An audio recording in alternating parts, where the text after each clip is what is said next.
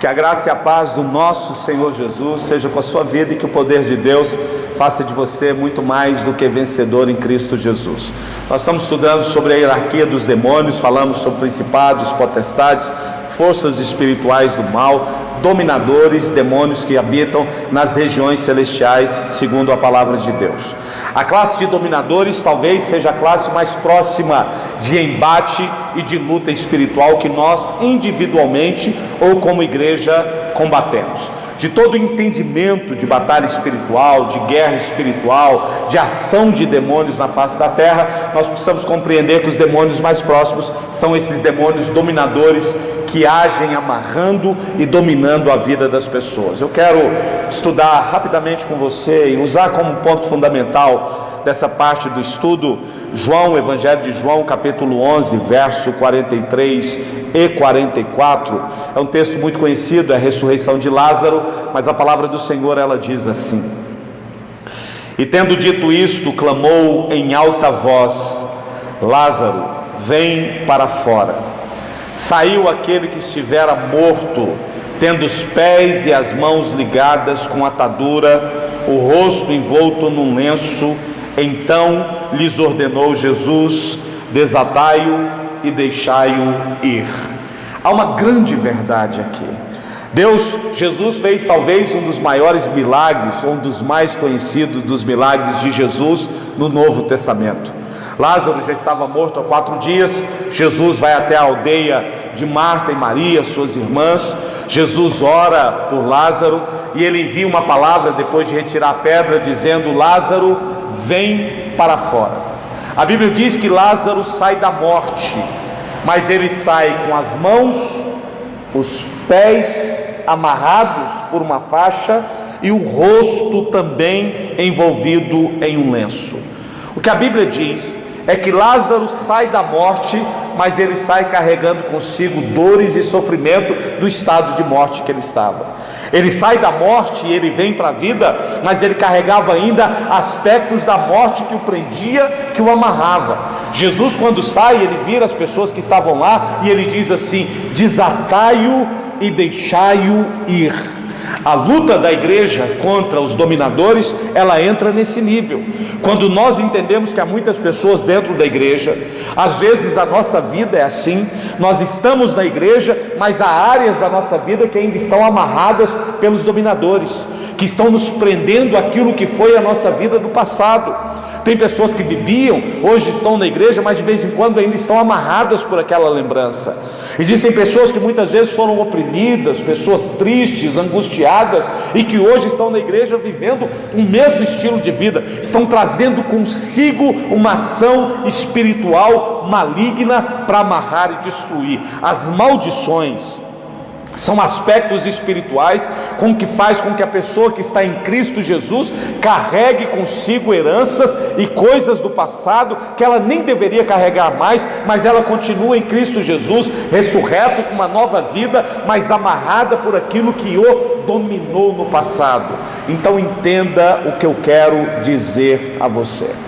No mundo e no campo espiritual, no nosso embate, existem 2 armas específicas, 2 ações específicas.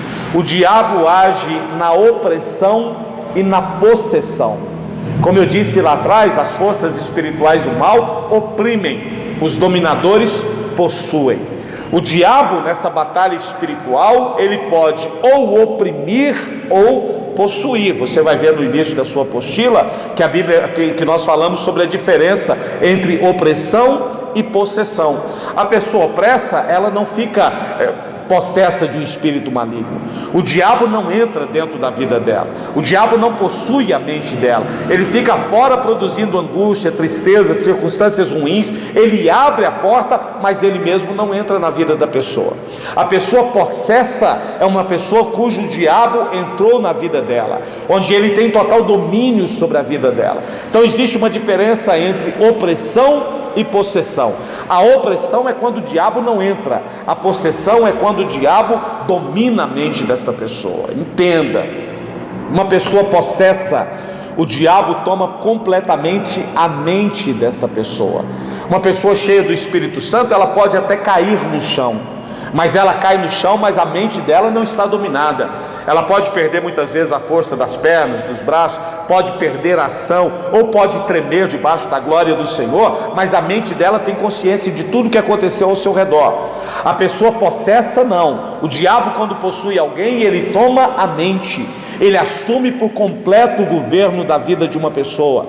Uma pessoa possessa, depois de você libertar ela, ela não sabe de nada que aconteceu durante aquele trâmite, aquele momento de possessão ou de transe que ela estava. Uma pessoa possessa de um demônio é uma pessoa que tem a mente tomada pelo diabo. A possessão, ela só acontece em 3 casos específicos. Primeiro, concessão. Quando a pessoa permite ou ela convida o diabo para possuí-la. Ora, se a pessoa vai, por exemplo, no centro de Umbanda e chega lá, ela faz uma oferenda ao diabo, ela confessa aquele espírito, ela recebe aquele espírito, ela abre uma brecha, ela faz uma aliança, ela toma um passe, ela fez um convite para que aquele espírito o dominasse.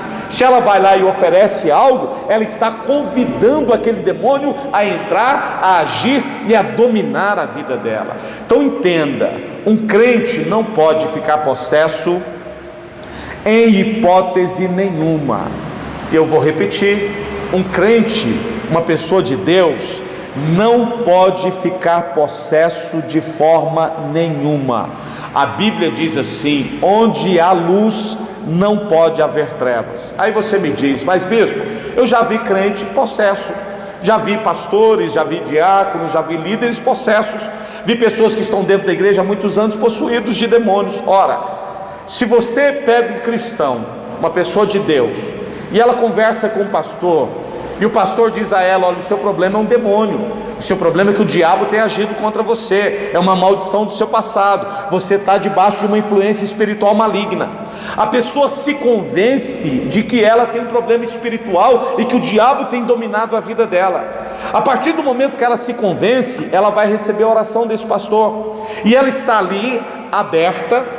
O pastor, que é uma autoridade espiritual, está invocando um demônio sobre a vida dela, mandando esse demônio manifestar, mandando esse demônio vir para fora. Ora, se a pessoa está ali convidando um demônio, ela está com a vida dela aberta, ela está convencida de que ela tem um problema com o demônio, obviamente o diabo vai possuir ela.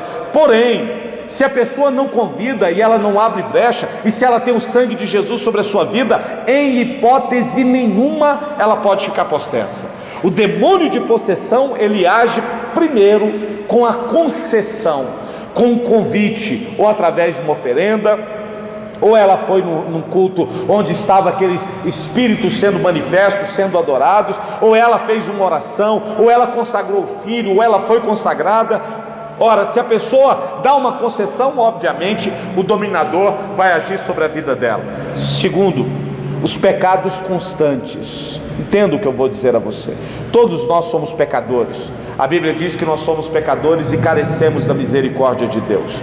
Não existe ninguém perfeito, não existe ninguém santo. Todos nós temos erros, todos nós temos problemas espirituais.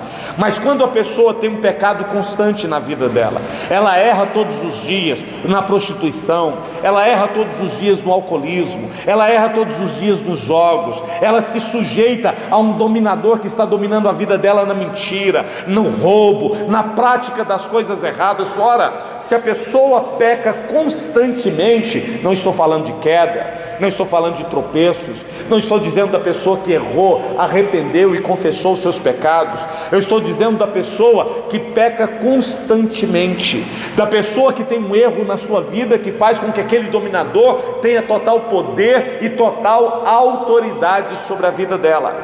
Então o diabo age ou pela concessão, ou pelo convite, ou o diabo age porque ele domina a vida dessa pessoa e a pessoa tem um pecado constante, ou pela legalidade. Qual é a legalidade que o diabo tem? Quando a pessoa se afasta dos princípios de Deus, quando a pessoa anda longe do caminho do Senhor, quando a pessoa está fora daquilo que a palavra de Deus estabeleceu, ela abre a brecha e a possibilidade para que o dominador entre e possua a vida desta pessoa. Com exceção desses 3 princípios, um dominador jamais pode possuir uma pessoa, dominar a mente dessa pessoa e possuir essa pessoa para que essa pessoa seja escrava ou seja um cavalo da mão desse demônio que tem agido e dominado sobre ela. Nós vamos continuar estudando sobre os dominadores. A partir agora da 13ª aula, nós vamos entrar em alguns aspectos e valores espirituais desta luta e como nós devemos lutar contra esses demônios que são dominadores da nossa vida e que agem dominando pessoas dentro e fora da igreja. Que Deus abençoe. 13ª aula já está sendo preparada para você.